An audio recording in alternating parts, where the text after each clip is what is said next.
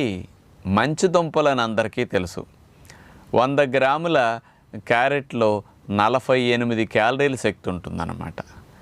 ముఖ్యంగా క్యారెట్లో beta carotene అనేది బాగా ఉంటుంది.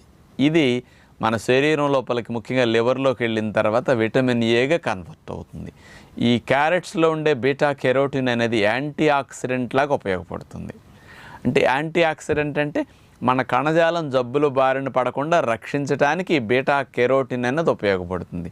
హాని కలిగించే ఫ్రీ రాడికల్స్, నూనె మరిగినప్పుడు, నూనెలో దేవిన వాటిని మనం తినేటప్పుడు, మాడిన వాటిని తిన్నా, కొన్ని హాని కలిగించే కెమికల్స్ ఇట్లాంటివి తీసుకున్నప్పుడు మన లోపల ఫ్రీ రాడికల్స్ అనే హాని కలిగించే పదార్థాలు వస్తాయన్నమాట. వాటన్నిటిని రిమూవ్ చేయాలంటే ఈ బీటా కెరోటిన్ బాగా ఉపయోగపడుతుంది అన్నమాట. ముఖ్యంగా మనకి కంటి చూపు మెరుగు చేయటానికి అందరికీ క్యారెట్లు మంచిదని తెలుసు. ఈ క్యారెట్లు